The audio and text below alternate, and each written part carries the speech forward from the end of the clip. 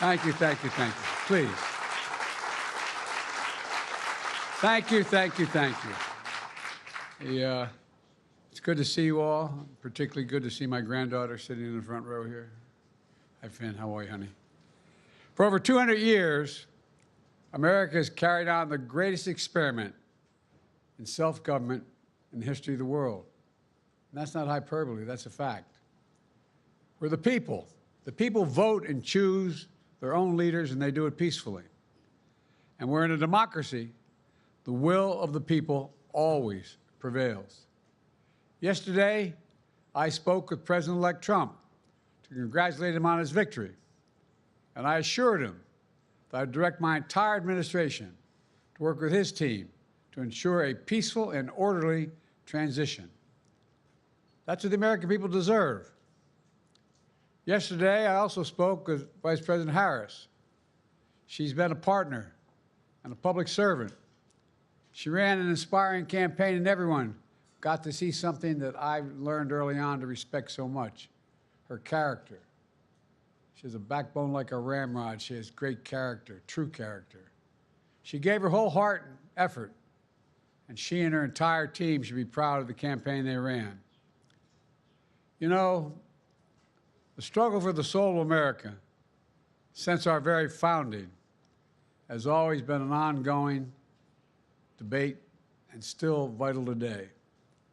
I know for some people, it's a time for victory, to state the obvious. For others, it's a time of loss. Campaigns are contests of competing visions. The country chooses one or the other. We accept the choice the country made.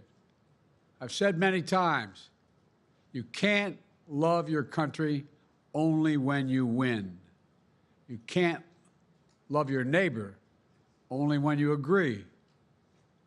Something that I hope we can do, no matter who you voted for, is see each other not as adversaries, but as fellow Americans. Bring down the temperature.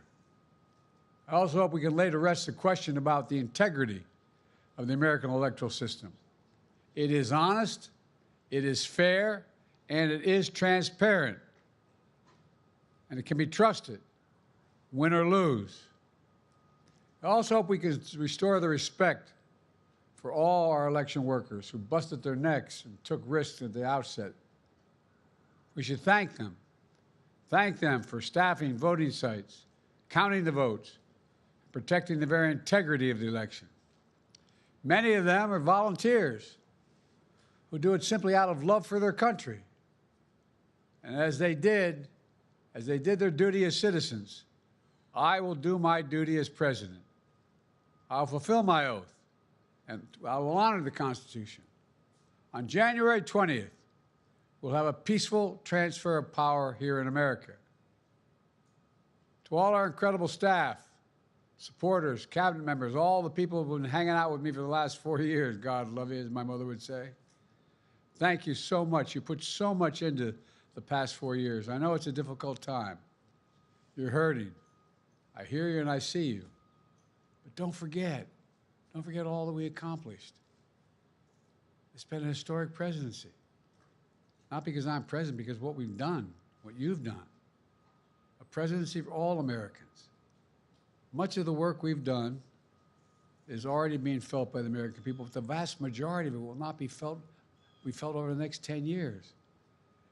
We have legislation we passed that's just only now just really kicking in. We're going to see over $1 trillion worth of infrastructure work done, changing people's lives in rural communities and communities that are in real difficulty because it takes time to get it done. And so much more it's going to take time, but it's there. The road ahead is clear, assuming we sustain it. There's so much we can get done and will get done based on the way the legislation was passed. And it's truly historic. You know, we're leaving behind the strongest economy in the world. I know people are still hurting, but things are changing rapidly. Together, we've changed America for the better. Now we have 74 days to finish the term, our term. Let's make every day count. That's the responsibility we have to the American people. Look, folks, you all know it in your lives. Setbacks are unavoidable, but giving up is unforgivable. Setbacks are unavoidable, but giving up is unforgivable. We all get knocked down. But the measure of our character, as my dad would say, is how quickly we get back up.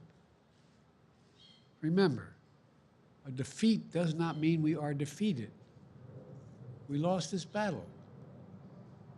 The America of your dreams is calling for you to get back up. That's the story of America for over 240 years and counting.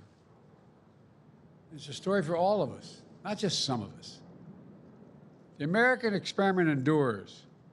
We're going to be okay, but we need to stay engaged. We need to keep going.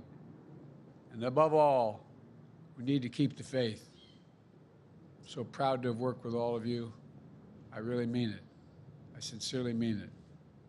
God bless you all. God bless America. And may God protect our troops. Thank you, thank you, thank you.